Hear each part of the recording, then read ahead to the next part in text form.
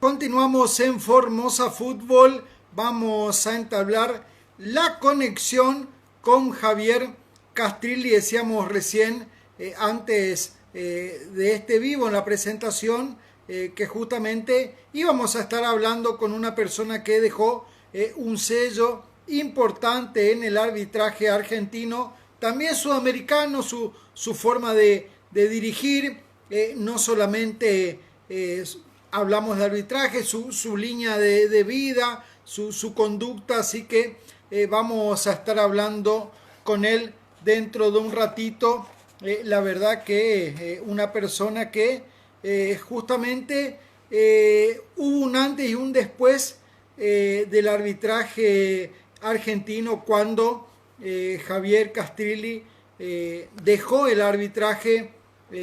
Fue él justamente el que dio una pauta de cómo tenía que ser el arbitraje argentino, así que vamos justamente a estar hablando con él de sus vivencias, de su carrera, que fue realmente importante, americano, y también para hablar cuando tuvo la oportunidad de dirigir en el Mundial de Francia en el año 1998.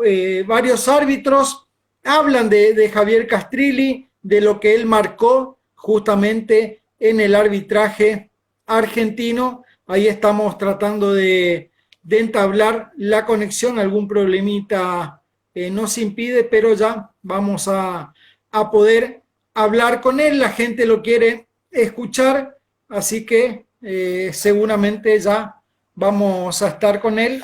Dirigió torneo sudamericano, mundial juvenil, como decíamos, el mundial de Francia 98, y ahí lo vemos a Javier y le da un saludo a distancia.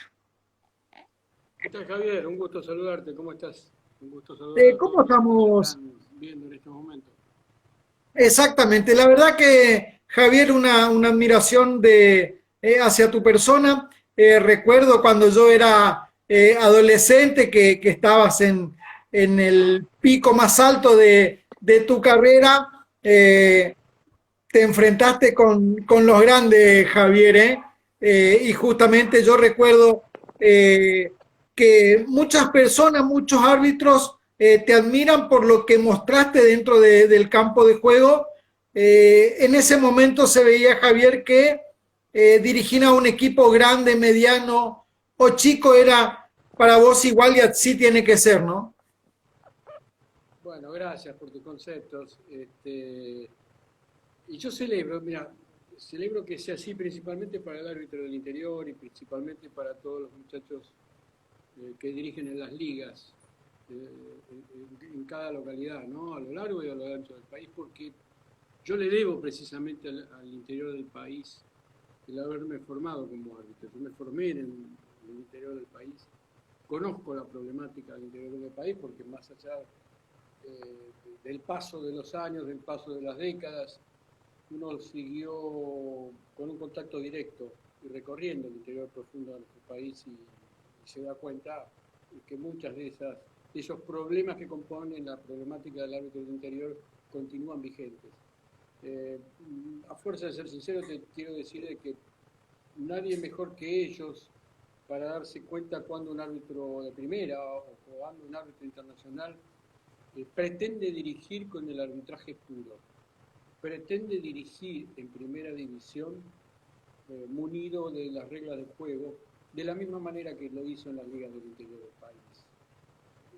Más allá, obviamente, cabalgando con las miserias humanas que todos tenemos, con nuestras propias limitaciones, con nuestros propios impedimentos que pasan por lo físico, que pasan por las limitaciones humanas. Entonces yo creo que yo celebro que principalmente el árbitro del interior a través del tiempo se haya dado cuenta de cuál fue el espíritu, cuál fue la actitud frente a la responsabilidad, aún en un fútbol tan complicado, tan controvertido para dirigir como es el fútbol super, mega, hiper profesional. Javier, ¿de dónde sos? de qué parte del país? Yo nací en la capital federal, más precisamente en el barrio Caballito, este, y eh, nací en el Hospital Durán, justo ahí en Parque Centenario, y obviamente la posibilidad de viajar me la dio el haberme acercado a la Asociación de Fútbol Argentino y el haberme anotado en la Asociación Argentina de Árbitros, que allá para finales de la década del 70 oficiaba como una especie de bolsa de trabajo, y las ligas del interior le solicitaban árbitros, y a partir de ese entonces yo comencé a viajar. Pero soy de Capital Federal. Por ahí los que somos periodistas deportivos, los que son árbitros, Javier, por ahí dice la gente, bueno, somos los futbolistas frustrados. Bueno, ahora se ve un poco más que el periodista deportivo fue árbitro, los futbolistas en su parte activa después se hicieron periodistas deportivos. Pero ¿cómo fue tu caso exactamente? Mira, yo quise ser periodista deportivo. En aquella época quería hacer un curso de periodista deportivo.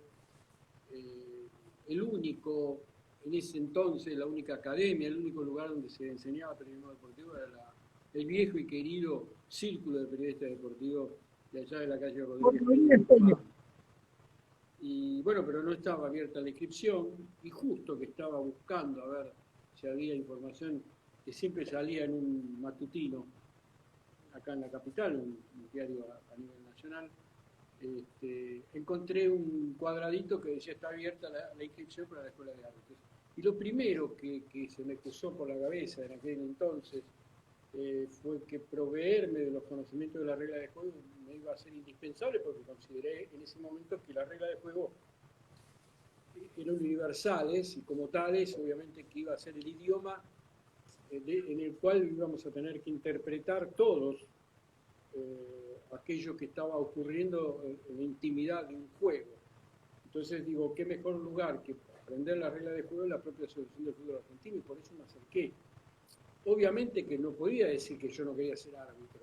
Yo tuve que decir, sí, yo quiero ser árbitro, pero la verdad que yo no, mi intención primera no era ser árbitro, sino periodista deportivo y conocer las reglas de juego. Y aquello que pensé, imaginé que iba a durar apenas un par de meses, terminó durando 2 años, porque esas 17 reglas después me di cuenta que no solamente alcanzaban la complejidad y la profundidad de ser analizadas convenientemente durante mucho tiempo, sino también que otras materias son indispensables para la formación del árbitro. Entonces comprendí que esos 2 años terminaban incluso siendo escasos, ¿no? A fuerza de ser sinceros. Así que pasaron los 2 años y me sorprendí, recibido de árbitro, y la pregunta que me hice fue si tengo la idoneidad brindada a través del conocimiento de las reglas, si tengo el físico, la edad, si tengo absolutamente todo como para ser árbitro, ¿por qué no intentar realizar, llevar a cabo aquella actividad que tanto yo también había criticado y me había imaginado que se tenía que desempeñar de una manera distinta de la que se estaba desempeñando? Entonces, ese prácticamente desafío, ese reto, lo sentí como algo propio, como algo necesario para probar, para intentar, y desde ese lugar comencé a desandar el camino largo. Yo tengo en mi casa, bueno, justamente un archivo con revista al gráfico, goles, solo fútbol, superfútbol, y quedó tan lejos. Bueno, a medida que pasaban los años, Javier, iba comprando el reglamento, y yo recuerdo cuando me anoté en la Facultad de Periodismo Deportivo, me dijeron, bueno, ¿cuáles son las reglas de fútbol? Si bien es cierto que uno tenía una idea, obviamente no estaba empapado como ahora, pero ¿qué desactualizado quedó aquel librito que lo tengo guardado acá a mis espaldas en una habitación que es mi archivo, a un reglamento de hoy, Javier, ¿no? Totalmente desactualizado, si bien es cierto que la esencia está, pero cómo fue cambiando mucho el reglamento, Javier, ¿no? Absolutamente. Y lo que va a seguir cambiando, Javier, porque La regla de juego nunca es un producto terminado. Siempre está en una constante evolución. Y mucho más ahora, en estos últimos 20, 30 años, la En, federación, en algunas, en algunas cosas, disculpa que te corte, Javier, hay más interpretación que, bueno, en algunas sí hay acciones claras, bueno, una patada, bueno, es full, pero hay muchas interpretaciones, ¿no? Y hay que decidir ahí sobre la marcha. mira, yo me arriesgaría a decirte que son las menos, aquellas instancias donde al árbitro se le da la facultad de tomar una decisión. En la enorme mayoría de los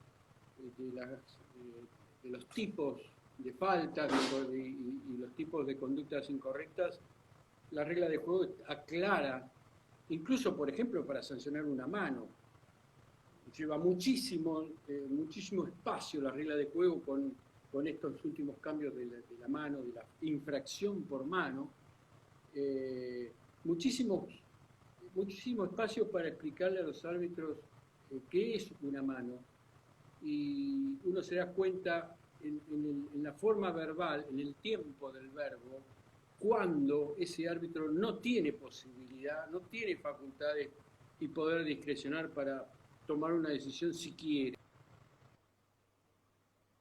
Hay, Si va a ser llevada a cabo cuando la regla de juego dicen deberá. El árbitro deberá expulsar, el árbitro deberá amonestar. Entonces, hay que tener mucho cuidado cuando se leen las reglas, principalmente con los verbos, ¿no? En donde se le señala al árbitro cuál es el camino a seguir. Javier, ¿y estás de acuerdo con el VAR? ¿Es una ayuda al árbitro? ¿Es algo que complica? ¿Es algo que lo incomoda, que lo expone? Mira, más allá de si estamos de acuerdo o no, si nos gusta o no, si nos resulta simpático o no, en lo personal soy de aquellas personas que me gustaría que el fútbol volviera a la década del 70, por ejemplo, a la década del 60. Pero independientemente de todo eso, lo que nosotros tenemos que considerar es que el fútbol está viviendo un tiempo de cambio, como la humanidad está viviendo un tiempo de cambio. Y que, bueno, en términos comparativos con la pandemia, cuando todos hablamos de esta nueva categoría que algunos le dicen eh, la nueva normalidad, ¿no? Que se nos viene a por vivir. En el fútbol también existe esa nueva normalidad, a partir de la intrusión, de la intromisión de las cámaras de televisión en la intimidad del juego. Ya en la década del 90, cuando empieza a desarrollarse la televisión, las televisaciones de los partidos con cada vez mejores imágenes y cada vez con más imágenes, obviamente que eso impactó en el fútbol de tal manera que nunca más iba a volver a ser el fútbol como antes. De manera tal que ha impactado en conductas individuales y colectivas.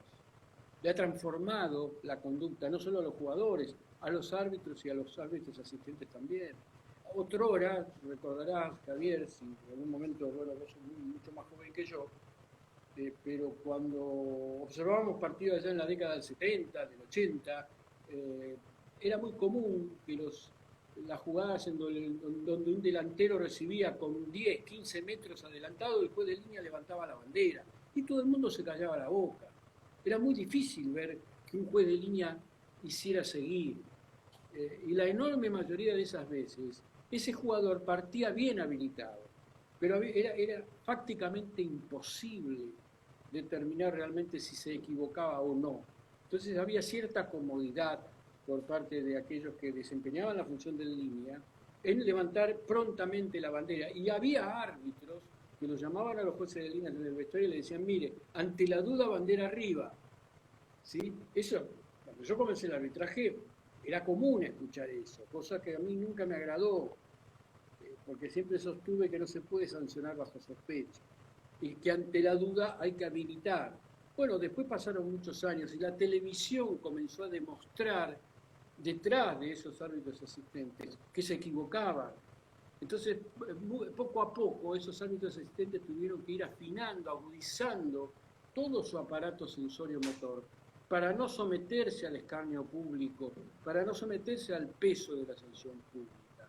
Y es de esa manera comenzaron a ajustar los sentidos y hoy en día estamos hablando por una distancia de 50 centímetros, que se equivocó, y sí, porque estaba en la misma línea. Es decir, la ventaja, la diferencia ya se mide por escasos centímetros.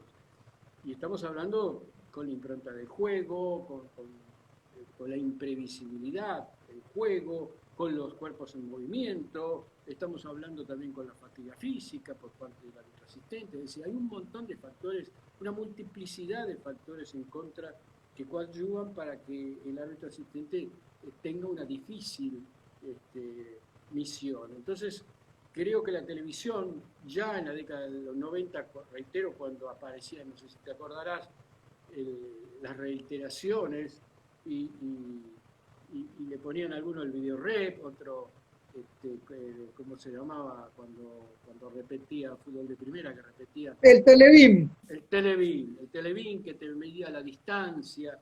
La tecnología comenzó a incursionar en el fútbol. Y una vez que incursiona en el fútbol, ya es imposible detenerlo.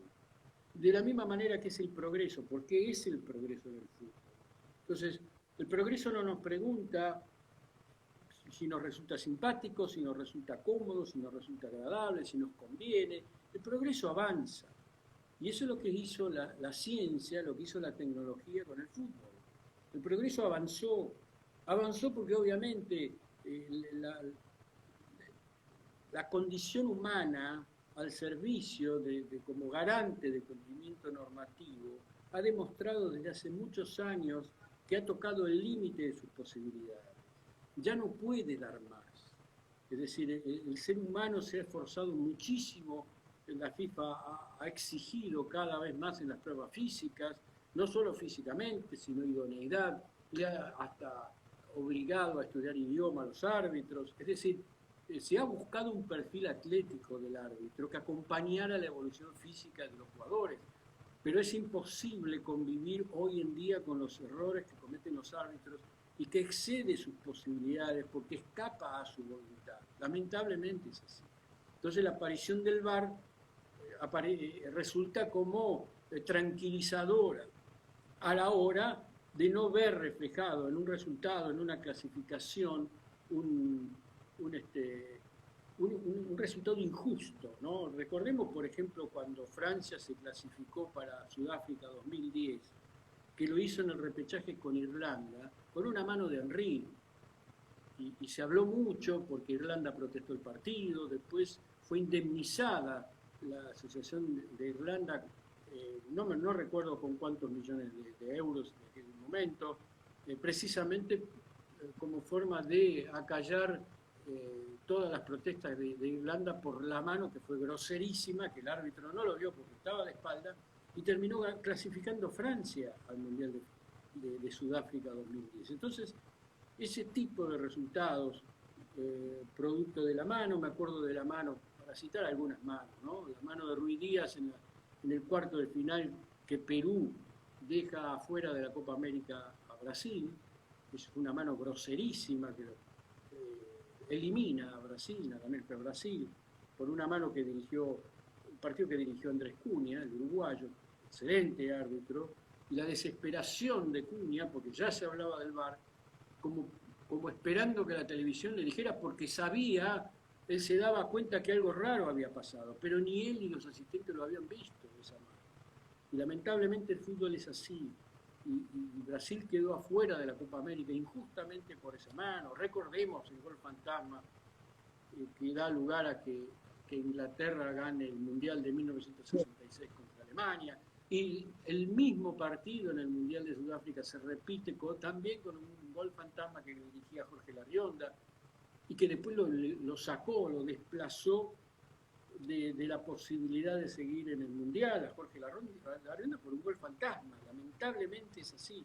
Entonces, obviamente que esas protestas de los dirigentes, esas injusticias, dieron lugar a la demostración de que el ser humano, como garante de ese cumplimiento normativo, ya no era tan seguro, ya no era tan confiable, y en las competencias en donde se juegan muchísimo más de los intereses deportivos, obviamente que empezaron a tallar las conveniencias de que se haga todo mucho más certero.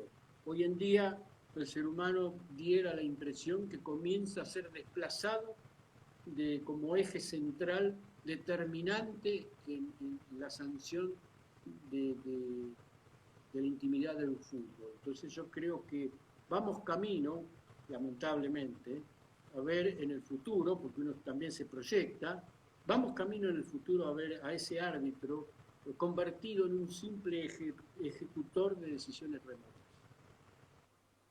Javier, da la impresión de que el VAR vino, bueno, para hacer también justicia, que es lo que se busca, porque como decías vos, y marcaste casos puntuales de partidos que pasaron cosas perjudicando a uno de los equipos, pero también da la impresión, Javier, de que algunos no quieren recurrir o también tienen otra interpretación, ¿no? Si bien es cierto que, bueno, el VAR es la misma imagen para vos, para mí, para el árbitro, bueno, en el campo de juego se ve otra cosa, pero también por ahí a veces hay decisiones grotescas que te muestra el VAR y el árbitro no se retracta, ¿no? Bueno, porque seguimos dándole al árbitro central la última palabra. La opinión de la FIFA es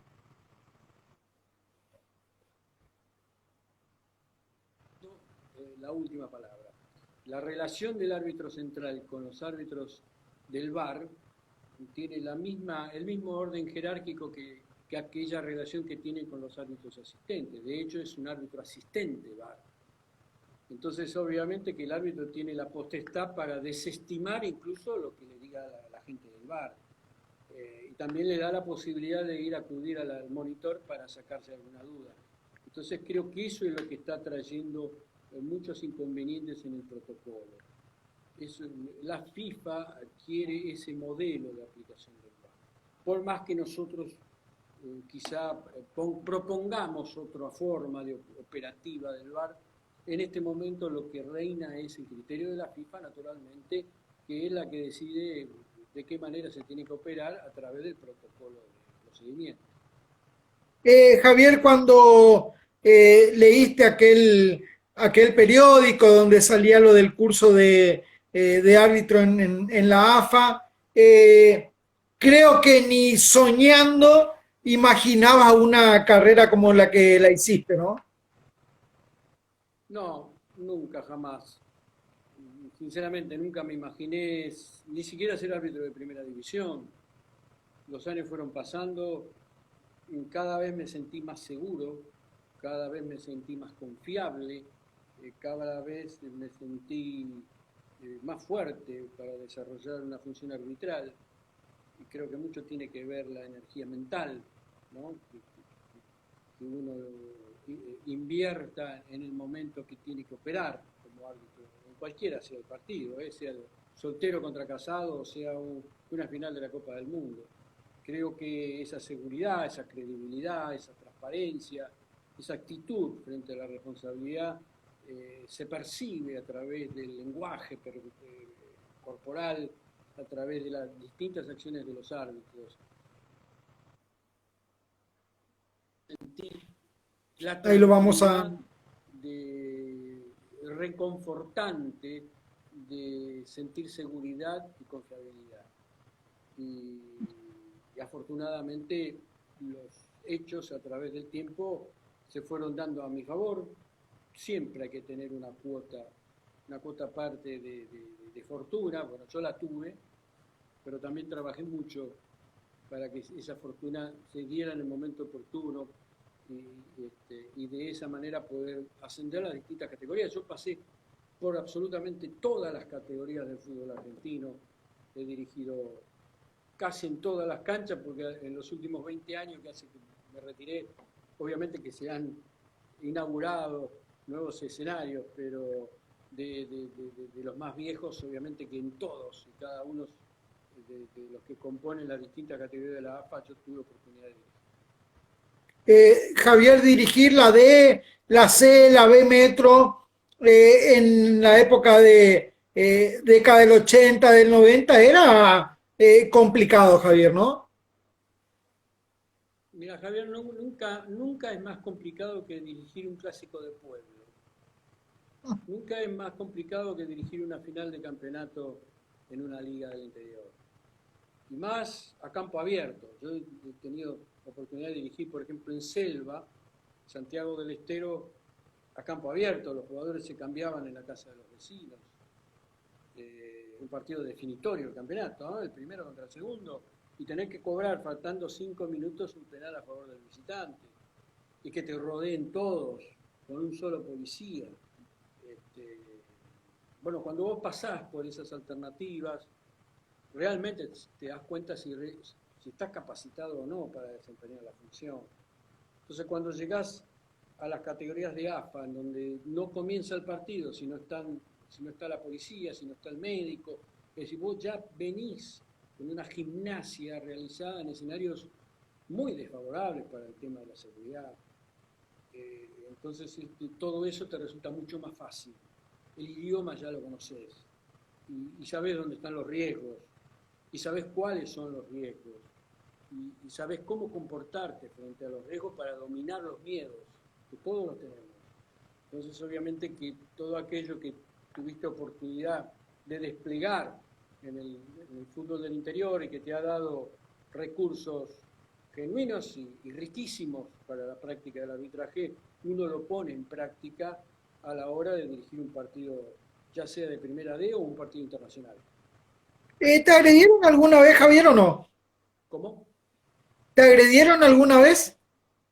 Siendo árbitro, físicamente estás hablando, ¿no? Porque Sí. verbalmente Se acordaban siempre de tu mamá, ¿no? siempre. Pero físicamente, en una sola oportunidad, siendo árbitro asistente en la cancha de Sarmiento de Junín, me arrojaron una viga de unos 25 centímetros de mármol, un grosor de 2 centímetros de lado y me generó una herida en la rodilla izquierda muy complicada que me tuvo 2 meses parado. Era sobre el final del partido, así que nomás sentí el impacto, terminó el partido, fui al vestuario y estuve sin poder caminar durante más de 30 días. Para colmo, yo estaba trabajando en una playa, yo era playero, y recuerdo que iba a buscar los autos para estacionar, arrastrando la pierna porque no la podía doblar. En aquella época, te estoy hablando, principio de la década del 80. Así que, mirá, ya han Eh, pasado años. Javier, ¿qué se sentía? Porque vos decís, bueno, hay que estar mente tranquila, frío, no hablar. Tengo los videos, tengo un DVD. Aparte son casos muy recordados en el fútbol argentino. No recuerdo si fuiste tapa del gráfico o no. Tendría que ver aquel partido de River con Newell's, aquel partido de Boca de Maradona con Vélez. ¿Qué se sentía, Javier? Porque la presión me imagino que habrá sido terrible, ¿no? Sí, pero en esos momentos no tenés tiempo ni siquiera de medir la presión. Se te presentan los problemas y uno busca brindarle la solución conveniente, la solución más acertada. Esa es la preocupación, ¿no? Es decir, tu cabeza está preocupada y ocupada en buscar la mejor solución a todos los problemas. Entonces, en esos momentos no pensás la repercusión, ni la gente que está afuera insultándote, y obviamente siempre vas a escuchar de acá no salís vivo, y todas esas cosas que todos los árbitros lo conocemos. Pero bueno, obviamente que en un caso de primera división, el tema de la repercusión, de la trascendencia de los hechos, en ese momento nunca lo pensé. Yo procedía y operaba conforme a lo que estaba estipulado en el reglamento y siempre transitando el camino de la coherencia. Digo, a ver, si así procedí con los blancos, así tengo que proceder con los negros. Si lo hice con los rojos, de lo mismo voy a tener que hacerlo con los azules. Siempre buscando la equidad, la igualdad ante la ley, en donde no exista aportación de rostro, de apellido, de camiseta ni de estadio. Entonces, si eso lo hice en el medio del campo, en el fútbol campestre, en el fútbol chacarero, en el fútbol del interior profundo de nuestra Argentina, bueno, yo me preguntaba, ¿por qué no hacerlo, operar de la misma manera en el fútbol profesional? Es decir, en definitiva, el profesional, con más razón, porque cobra, porque vive de eso, porque es un trabajador y es un profesional, con más razón tiene que estar al tanto de las reglas. Y, por ejemplo, por lo que representa la investidura de árbitro, siempre consideré la necesidad de que el árbitro se dirija con respeto.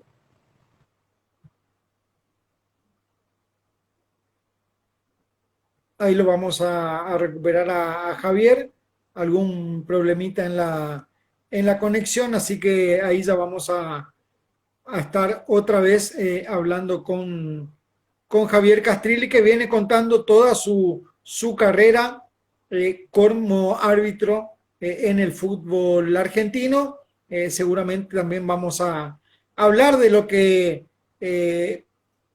pasó en el fútbol mundial, dirigiendo el Mundial de Francia 98, así que ya lo vamos a recuperar a Javier Castrilli, algún problemita en la conexión, así que venía contando de toda su carrera deportiva, hablando de lo que pasó como árbitro, dirigiendo todas las categorías de la Asociación del Fútbol Argentino, la primera D, la primera C, la B Metro, el Nacional B, la primera división, dirigir en el interior del país, como decía él, dirigir un clásico de pueblo, sin policías, o mejor dicho, con un solo policía, pero justamente no es fácil la tarea de árbitro, y más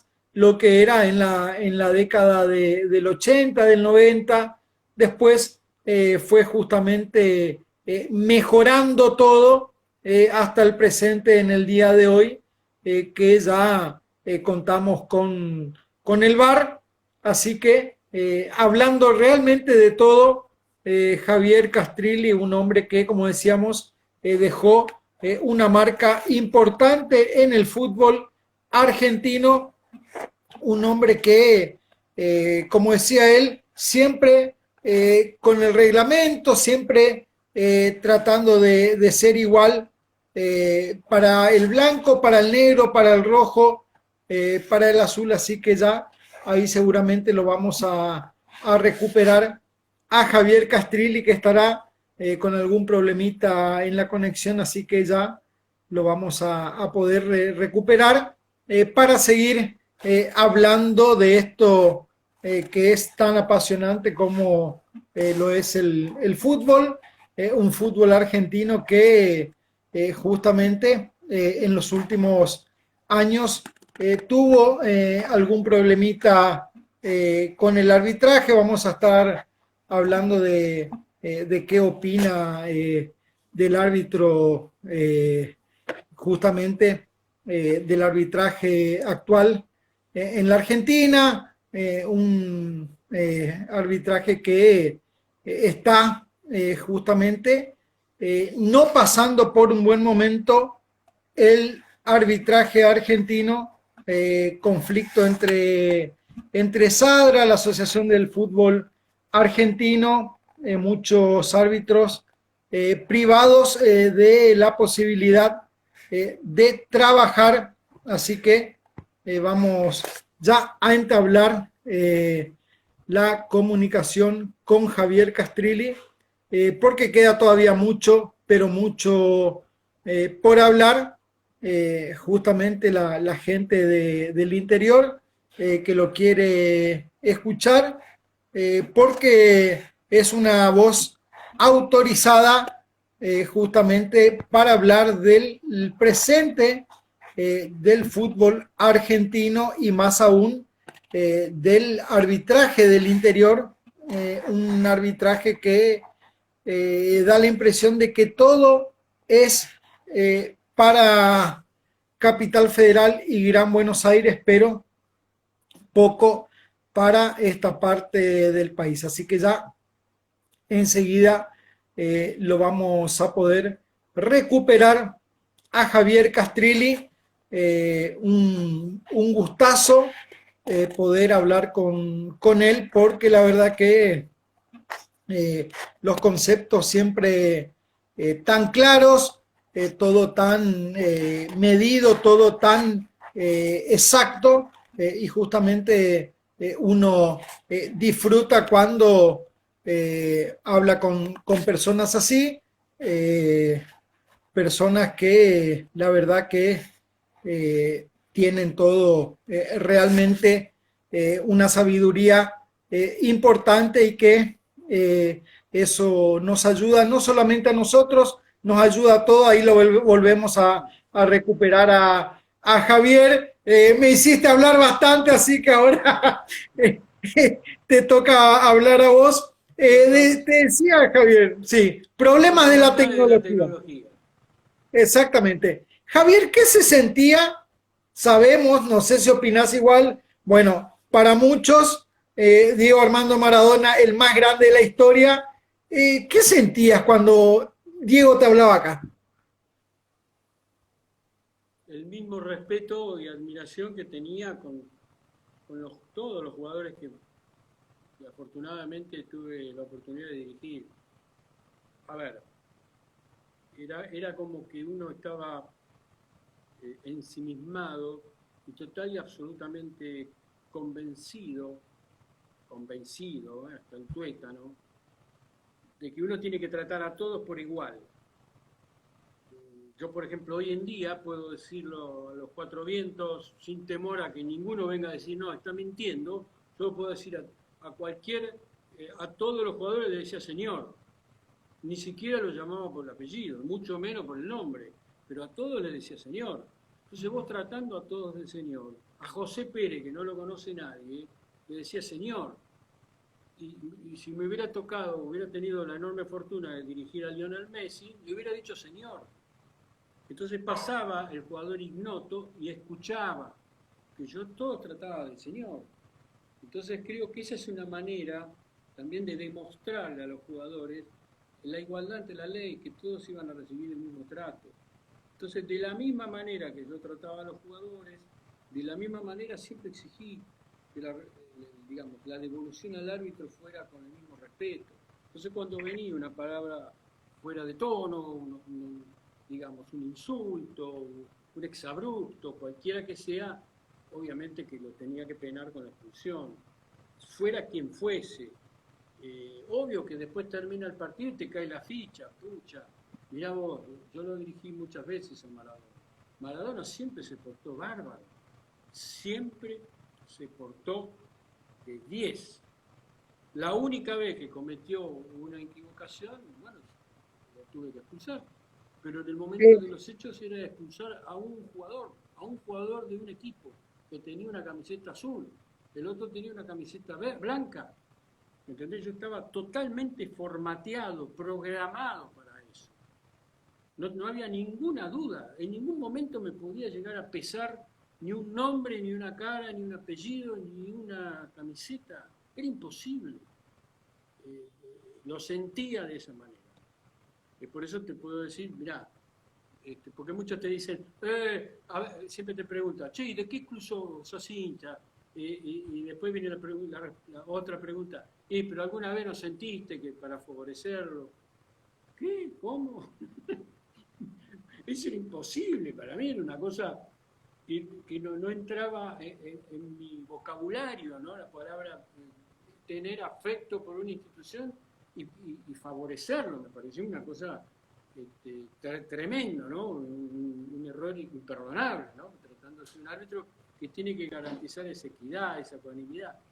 Por eso te puedo decir con la mano en el corazón,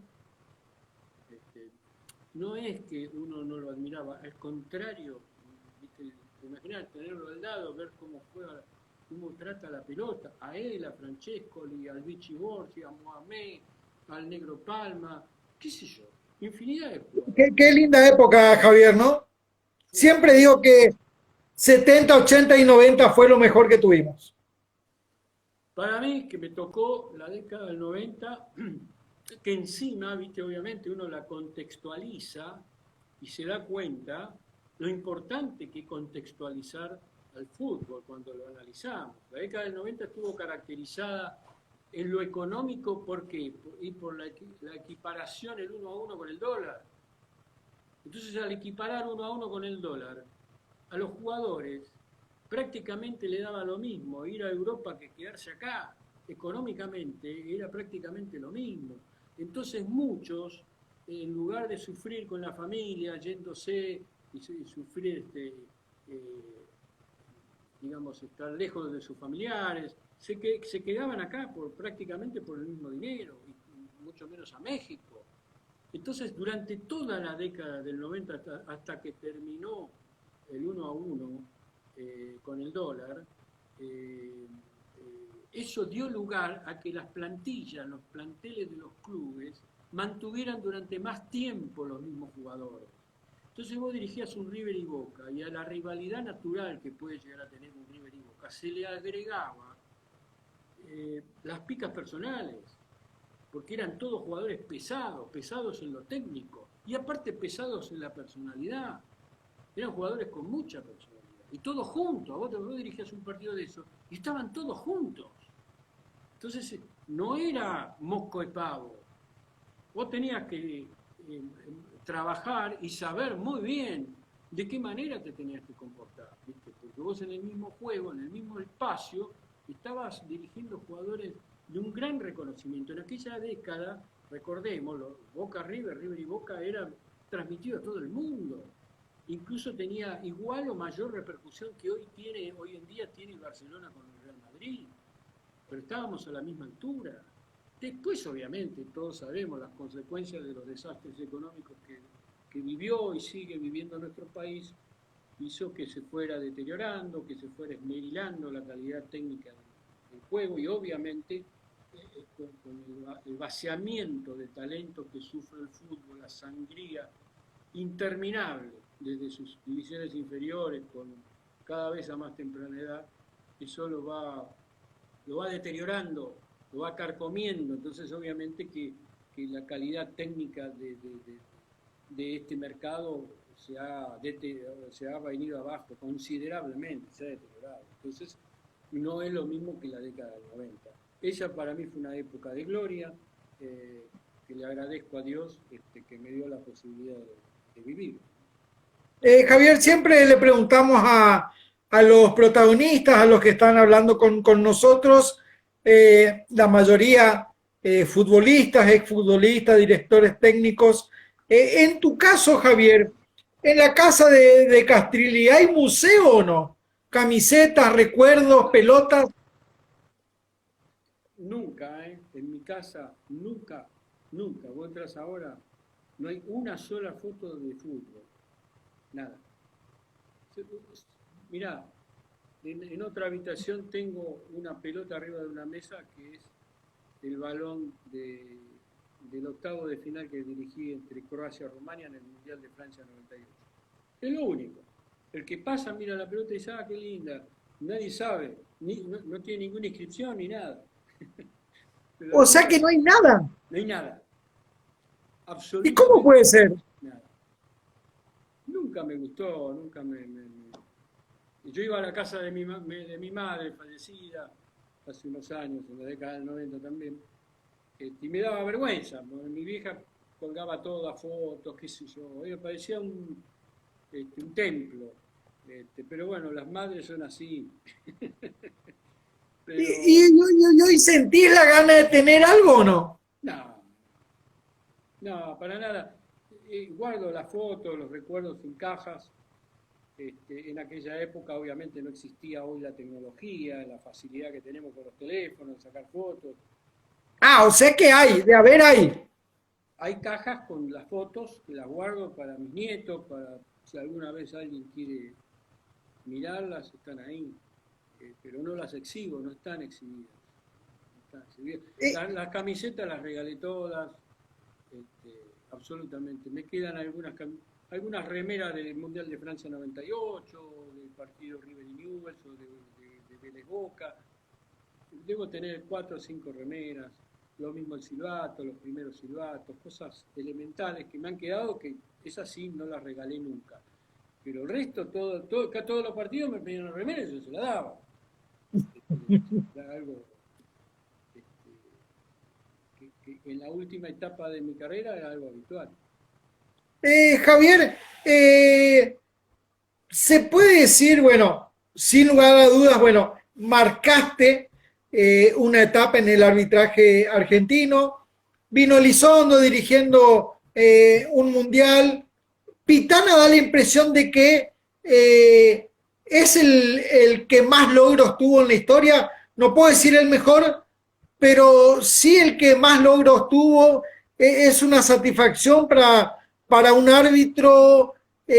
Por ahí es envidia, es una mezcla de todo. No, al contrario, admiración. Tanto para Elizondo como para Pitana. Y para Hernán Maidana también, el asistente. Digo, ellos, más allá, lo dijiste muy bien, es decir, más allá de la consideración, ellos pueden dirigir bien, pueden dirigir mal, como lo hacía yo. Pero indudablemente, llegar a ver, no solo tenés que tener fortuna, tenés que tener condiciones para que aquellos que tienen que decidir las designaciones te elijan, ¿no? Y bueno, ellos lo han dirigido, lo han elegido. Primero fue Horacio, que lo eligieron para dirigir el partido inaugural y el final. Bueno, tuvo la fortuna también de que Argentina no llegó a la final y pudo dirigirla. Y lo mismo Pitana. Yo no tuve esa fortuna. No sé si hubiera llegado a la final. Yo andaba muy bien, pero en la misma tarde que me tocó dirigir Croacia-Rumania por octavos de final, a la noche, mejor dicho, a la noche de esa tarde, Argentina eliminó por penales a Inglaterra y pasó a cuartos de final. Y te quedabas ya automáticamente afuera, Javier. En aquella época vos te quedabas afuera, con tanta mala suerte que yo voy a Marsella porque Daniel Pasarela me invitó a Marsella, el cuerpo técnico de Argentina me invitó a ver el partido ese, y quedamos afuera, eliminados con Holanda, es decir, en cuarto de final. Que hoy en día la FIFA, ¿qué hace? No, hoy en día deja a los árbitros por las dudas que ocurra lo que pasó. Si Argentina hubiera quedado eliminada en octavo de final, y obviamente que yo hubiera tenido la posibilidad de seguir.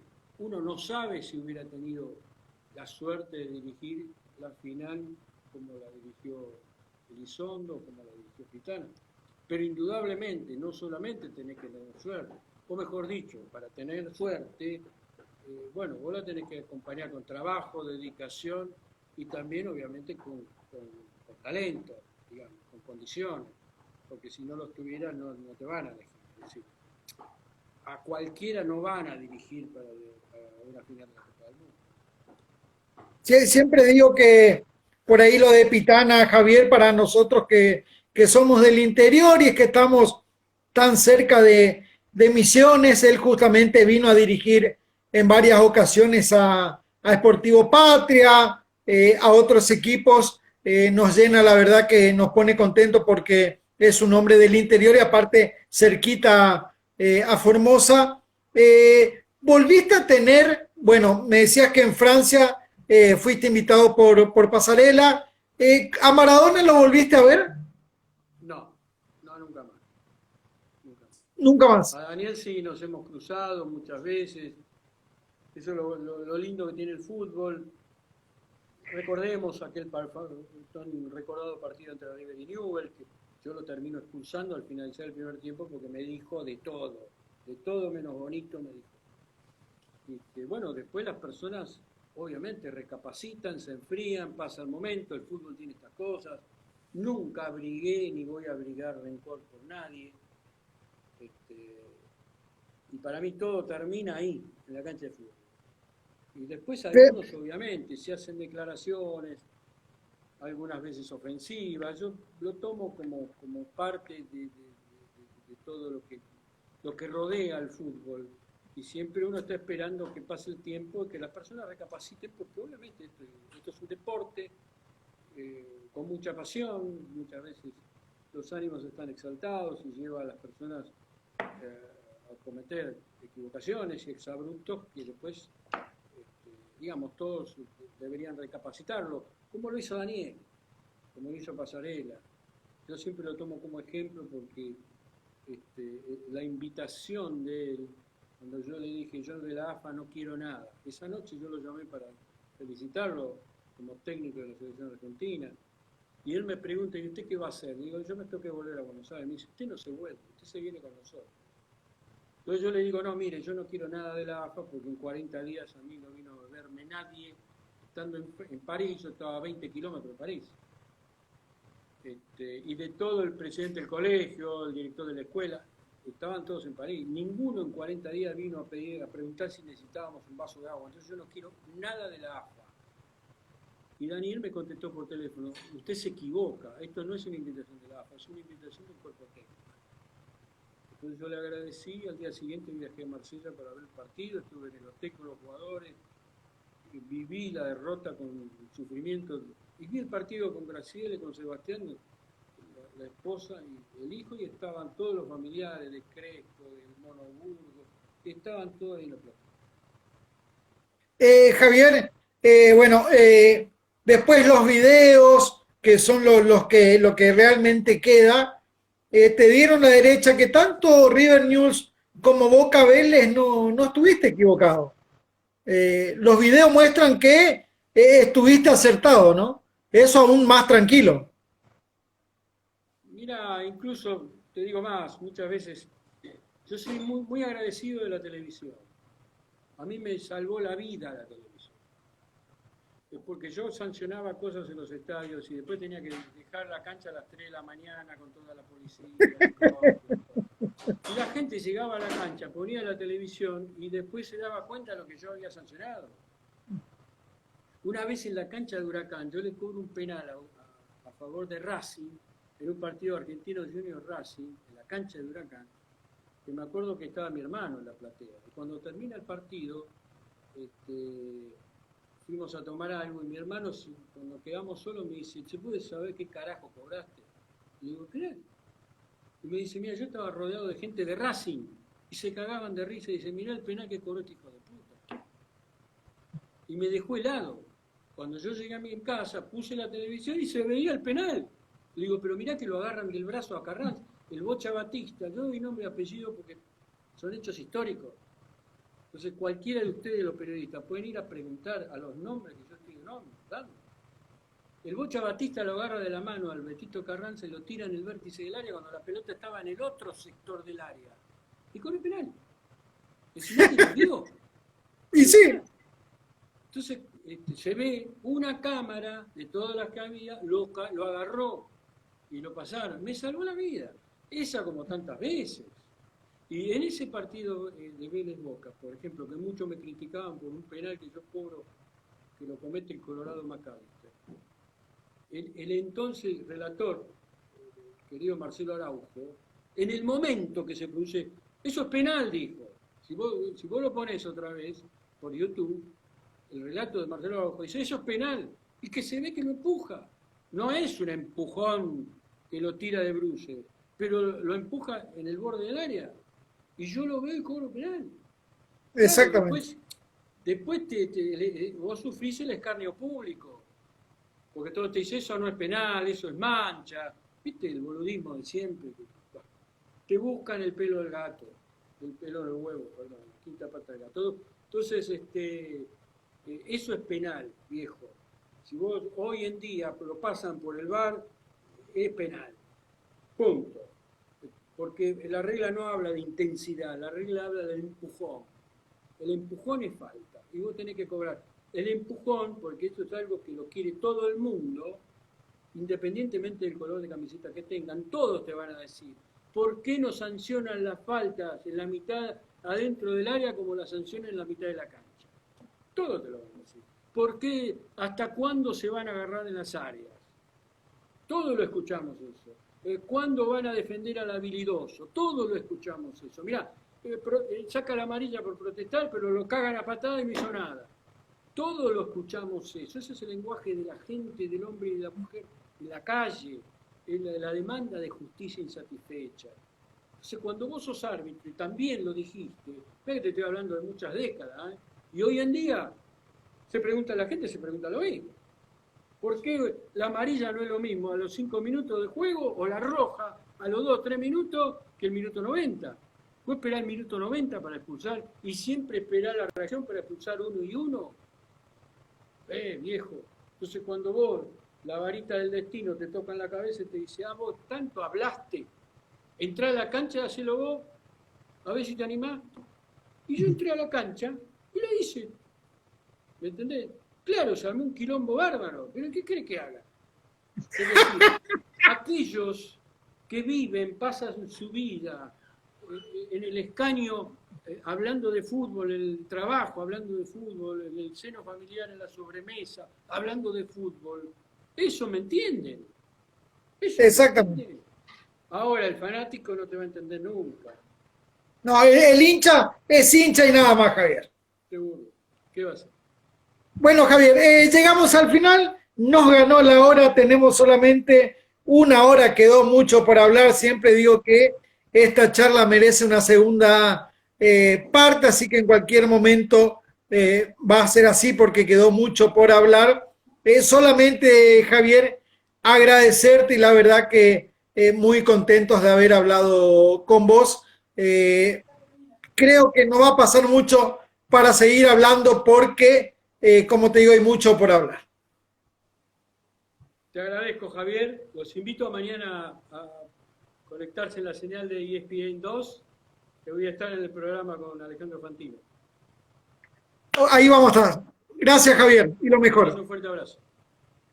Ahí pasaba Javier Castrilli en Formosa Fútbol hablando de su vida en el arbitraje. Así que realmente un lujo que nos dimos en Formosa Fútbol. Llegamos al final. Mañana, día lunes, un nuevo entrevistado en Formosa Fútbol. Chau, chau.